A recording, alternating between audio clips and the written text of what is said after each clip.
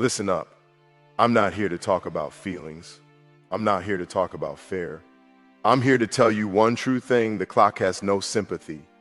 It doesn't care if you're tired. It doesn't care if you're hurt. It doesn't care if you stayed up all night studying, working, grinding toward a dream. The seconds tick the same for everyone. Relentless, cold, absolute. While you're hesitating, it's moving. While you're complaining, it's moving. While you're celebrating yesterday's win, it's already counting down to tomorrow's challenge. Time is the ultimate impartial judge. It doesn't slow down when you're struggling. It doesn't pause when you need to catch your breath. It doesn't reward potential or intention. It only records action. That relentless, unchanging tick is the foundational truth we all operate within, yet most people live in quiet denial of its cold reality. They live as if there's a tomorrow that will somehow be longer, easier, or more accommodating than today. They believe in a future where time will finally be on their side. This is the grand illusion. The clock's indifference is not a curse. It is a clarion call. It is the stark, unblinking spotlight that shows you exactly what you're made of, because it offers no shade, no shelter, and no sympathy for your condition. Consider the raw mechanics of a day. 24 hours for everyone.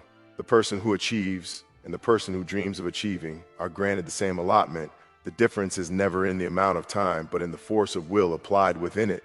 When you understand that the clock has no sympathy, you stop expecting it to accommodate your fatigue, your distractions, your bad days. You stop waiting for the right time to begin. You realize the right time is not a gift bestowed by the universe. It is a conquest seized through initiative. That first pre-dawn moment when the alarm shatters the silence, the clock is testing you right then. It is a neutral observer asking, "What will you do now?" Hitting snooze is a negotiation, a plea for mercy it will never grant. Rising is an assertion of dominance over the indifferent march of seconds. This indifference is the great equalizer and the great revealer.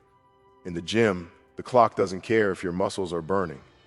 It simply measures whether you complete the next set, whether you push through the planned regimen or cut it short. In the studio, it doesn't care about your creative block. It only marks whether you produced, whether you wrestled with the emptiness and filled it with something tangible. In the office, it doesn't care about office politics or your rough commute. It only tallies the quality of the work submitted by the deadline. The world operates on this output, not on your internal narrative of effort. You might feel like you worked hard, but the clock and the results it frames measures only what was actually done. Therefore, your effort must become as constant, as unwavering, as impersonal as time itself.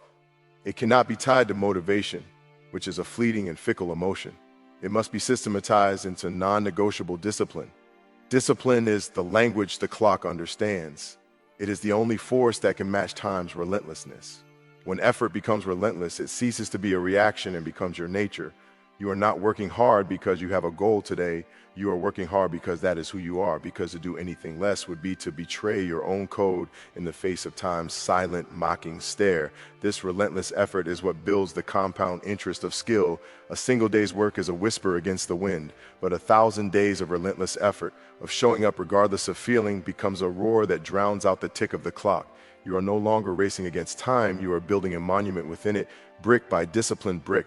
The beautiful, almost paradoxical outcome of this mindset is that it liberates you from frustration. You stop being angry that things are hard, that progress is slow, that the path is steep. Why would you be? You never expected the clock to make it easy. You never expected the universe to grade on a curve. You accepted the fundamental law: time is indifferent, so my effort must be absolute. This acceptance is the source of tremendous power. It means your energy is no longer wasted on complaint or self-pity, emotions that are, at their core, a plea for sympathy the world will not provide. That energy is redirected entirely into the work, into the next repetition, into the next problem, into the next hour of focused creation. You become a force of pure execution, meeting the universe's indifference with a greater, more focused indifference of your own toward anything that is not the task at hand. This is the core of the philosophy. It is not about hating the clock or fearing its passage. It is about developing such a profound respect for its impartiality that you model your own behavior after it. You become just as consistent, just as predictable in your output, just as unmoved by temporary pain or fleeting doubt. The clock has no sympathy. Good. Neither should your commitment. Let its endless, unsympathetic tick be the metronome to which you orchestrate your ambition, a constant reminder that greatness isn't given moments, it takes them one relentless second at a time. The clock is an opponent, but the master understands that the true battle is not against time itself, it is against the self within that time. To own the clock is not to wish for more hours, it is to command the hours you are given with such ironclad authority that its relentless march becomes the very engine of your progress. It is to transform that indifferent tick from a source of press. You are into the foundational rhythm of your discipline. This is the shift from being a passive subject of time to becoming the active architect of your moments. Ownership begins with the brutal, honest audit. Where do the hours go? Not in a vague recollection, but in a minute-by-minute counting that exposes the leaks, the wastelands, the moments surrendered to distraction, to hesitation, to the trivial. This audit is merciless. It shows you the gap between your aspirations and your allocations. And in that gap you find your enemy, not the clock, but your own unmanaged choices.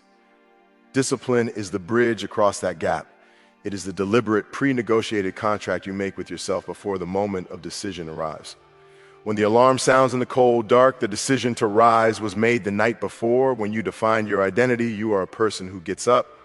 When fatigue whispers to quit a rep early, the decision to continue is forged in the philosophy you've adopted. Effort is non-negotiable. Discipline removes the debate. It automates excellence. In doing so, it strips the clock of its power to intimidate. You are no longer a passive recipient of its passage, anxiously watching deadlines approach. You are the active agent, filling each segment with predetermined, purposeful action. The ticking is no longer a countdown, it is the cadence for your advance. This systematic approach turns time from a finite resource you fear depleting into a structure you inhabit and optimize. You begin to segment the day not by the clock's demands, but by your own. These are the blocks for creation, these for analysis, these for recovery, these for study. You impose your will upon the formless flow of time. You give it a spine of routine, and within that self-created structure, a profound freedom emerges. The mental energy once spent on when or if is now freed entirely for the how and the how well. The anxiety of the open, unscheduled hour is replaced by the clarity of the intentional session. The clock becomes the grid on which you plot your mastery. Owning the clock means developing a perception of time that is both granular and grand. Granular because you learn to value the 5-minute fragment. The spare moments others see as dead space become pockets for a review, a note, a single decisive action. You understand that the monumental is built from the incremental, and you become a relentless collector of those increments. Grand because you operate with a long-term horizon. You are not working for today's applause. You are building a cathedral that may not be finished in your lifetime. This long view allows you to endure the seasons of invisible labor, the stretches where input seems disconnected from output. You trust the compound interest of daily discipline, knowing that the clock is your silent partner in this accumulation, faithfully recording every deposit of effort, even when no one else is watching. The allyship is forged in this. When you commit to a process with absolute fidelity, the clock becomes the witness that never lies. It validates your journey. On the days when motivation is absent, you have discipline. And discipline is simply time populated by habit. You show up, you execute the regimen, and the clock notes it. Day after day, this recorded history of execution builds something more valuable than motivation. It builds credibility with yourself. You begin to see yourself as someone who does what they say they will do, when they say they will do it, regardless of circumstance. This self-trust is the ultimate power. It means that when a true crisis hits, when external pressures mount, you do not fracture. You fall back on the disciplined patterns you have wired into your life. The structure holds. The clock, your once perceived adversary, is now the familiar framework within which you know how to operate under any condition. This is the final stage of ownership, a state of flow where you are not fighting time, you are moving with it, powered by it. Your disciplined actions have become so ingrained that they are instinctual. The separation between you, your work, and the time in which it exists dissolves. There is only the task fully realized in the present moment. The clock's indifference is now matched by your own immersion. You are no longer hoping for more time. You are perfectly concentrated within the time that is. In this state, you have not stopped the clock, you have expanded. Within it, you have owned it by becoming, in your focused application, as timeless as its function. The seconds still tick, but they now carry your purpose forward, a current you have learned to navigate and harness, transforming its relentless flow from a force that erodes into one that propels. Greatness is not announced. It is assembled in the dark, in the quiet, in the unseen hours before the world is awake to make demands. These are the hours that hold no audience, offer no applause, and keep no record for public consumption. They exist outside the ledger of praise and recognition. It is here, in this private arena, where the real work is done. This is the forge. The moments under the spotlight, the public achievements, the recorded victories, they are merely the unveiling. They are the final, visible product that is presented to the world. But the substance, the strength, the intricate craftsmanship of that product was formed entirely out of sight. The world sees the sculpture, polished and impressive. It does not see the endless chips of stone on the studio floor, the blistered hands, the failed attempts that were shattered and restarted in solitude. The legacy is not the moment of applause. It is the 10,000 moments of silence that preceded it. Each one a deliberate choice to be where no one else was willing to be, doing what no one else was willing to do. Excuses are the currency of the uncommitted. They are the stories we tell ourselves to soften the edge of our own failure to meet a standard. They are pleas for leniency in a court that does not grant it. Greatness, in its raw and uncompromising form, does not entertain them. It does not listen to the reasons why something couldn't be done. It is only interested in the fact that it was not. This is a harsh but necessary truth. The body that is tired, the mind that is cluttered, the circumstances that are unfair, these are universal conditions. They are the common ground of human experience. What separates the exceptional from the rest is the decision to proceed anyway, to answer the alarm not with a negotiation but with action, to step into the gym or the library or the workshop not because you feel prepared, but because you are programmed to be there. Greatness accepts the reality of obstacles but rejects utterly their power to veto effort. It operates on a different logic, one where the commitment is the only variable that matters and everything else is a condition to be managed, not a justification to be accepted. This is where the private covenant is signed. You make a promise to a standard that exists only for you, governed by a conscience that cannot be fooled. You set a rep count, a study hour, a revision number, and in that unseen space with no witness but your own ambition, you face the true test. The voice that suggests cutting a corner is the only voice you hear.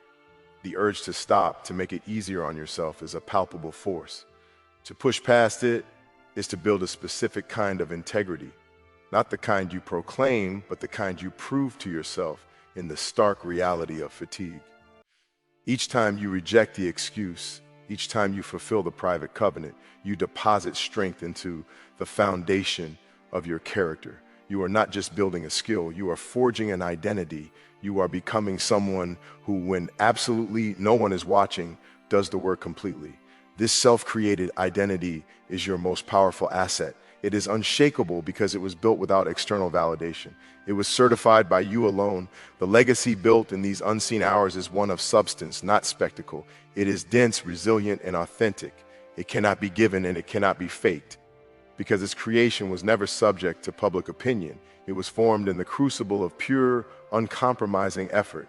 When the moment of crisis arrives, the high-pressure shot, the critical business decision, the pivotal performance, you do not rise to the occasion. You fall back to your level of training.